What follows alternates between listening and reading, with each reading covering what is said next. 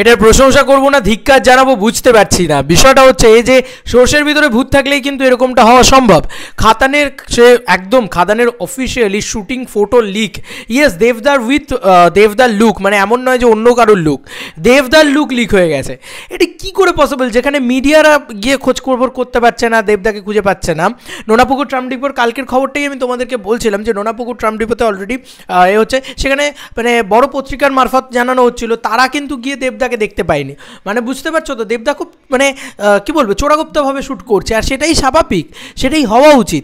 কিন্তু এগুলো কি হচ্ছে, মানে আমি জাস্ট ফেসবুকে ইয়েতে আমাকে অনেকে পাঠাচ্ছে ছবিটা, যে কারণে আমি এইটা নিয়ে ভিডিও করতে বাধ্য হলাম। আমি চেষ্টা করব যে বেশি মানুষ যেন এটা না দেখতে পায়, এই ছবিটা যেন উঠে যায় তাড়াতাড়ি। তো বিষয়টা হচ্ছে যে দেখো, এটার একটা পজিটিভ দিক নেগেটিভ দিক দুটোই আছে, সেটা নিয়ে সব মানে একদম শিওর যে পজিটিভ দিক যেটা সেটা হচ্ছে যে ছবিটার হাইপ আরও বাড়ছে।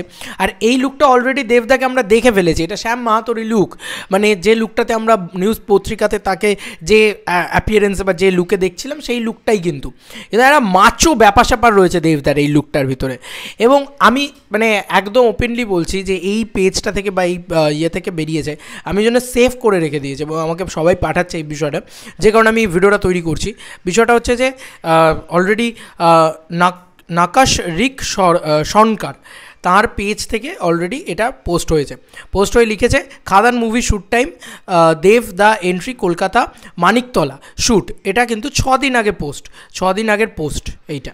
এবং এখানে দেবদার লুকটাকে দেখা যাচ্ছে এবং এই লুকটাতেই কিন্তু মানে এই লুকটা দেখে মনে হচ্ছে অ্যাটলিস্ট যে এটা বাবা দেবেরই লুক, হয়তো মেবি ছেলেদেবেরও হতে পারে, আমি জানি না, যে দেবদার এই লুকটা পুরো সামনে চলে এসছে।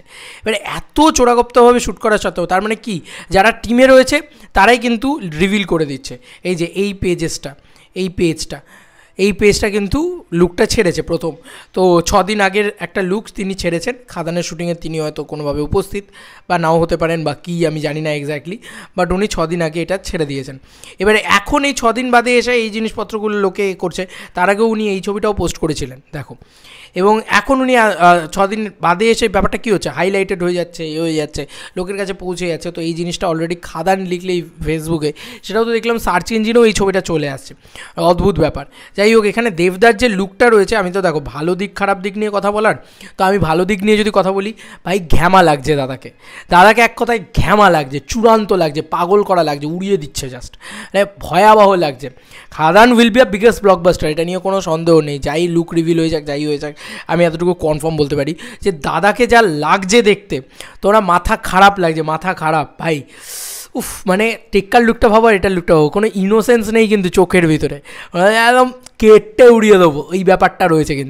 কিন্তু তার বাইরে এটাও তো বোঝা যাচ্ছে যে এটা শুটিং লুক, তাই ভাই মানে এভাবে না আনাটাই সামনে ভালো, আমার এটা মনে হয় কোথাও গিয়েছে। শুটিং লুকটা দেবদা যখন নিজে চাইছেন না, তবে এই লুকটা কাইন্ড অফ ওই লুকটাই দেখে যা মনে হচ্ছে। আবার এই জায়গাগুলো চুলগুলো একটু সেটেড লাগছে, জানি না, মানে এক্স্যাক্টলি বুঝতে পারছি না পুরো বিষয়টা। তোমাদের আর কি মতামত জানিও কমেন্ট সেকশনে। চলো বন্ধুরা, নতুন কোনো ভিডিওতে দেখা হবে, বাই।